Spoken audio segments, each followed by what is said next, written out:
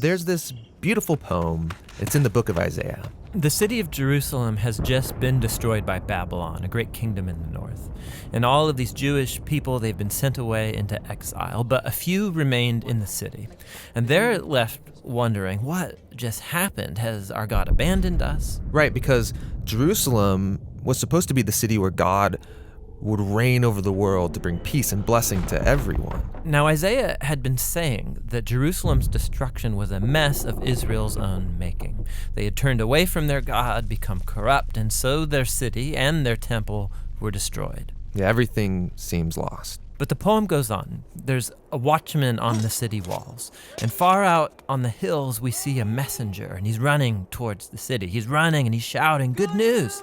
And Isaiah says, "How beautiful on the mountains are the feet of those who bring good news." Beautiful feet? Yes, the feet are beautiful because they're carrying a beautiful message. What's the message? That despite Jerusalem's destruction, Israel's God still reigns as king, and that God himself is going to one day return to this city, take up his throne, and bring peace.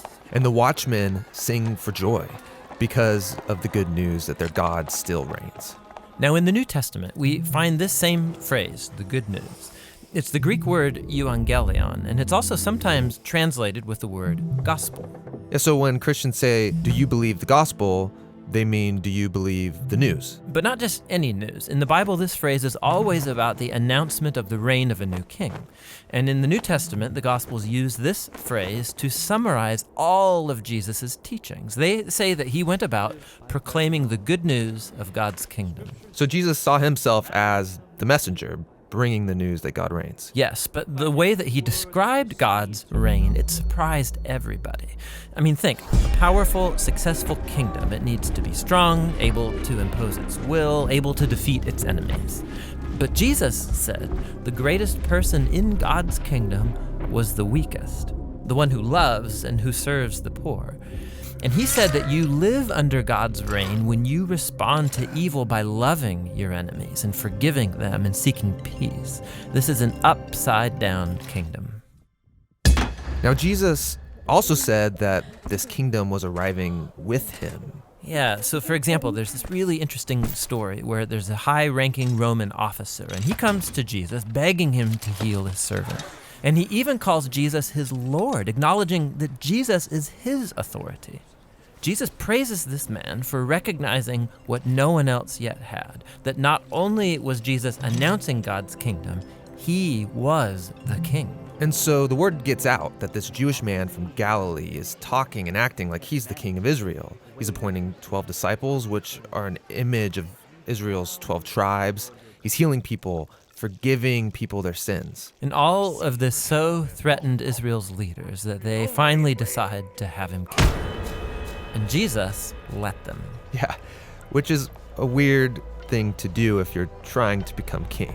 That's right. But for Jesus, this is what had to happen.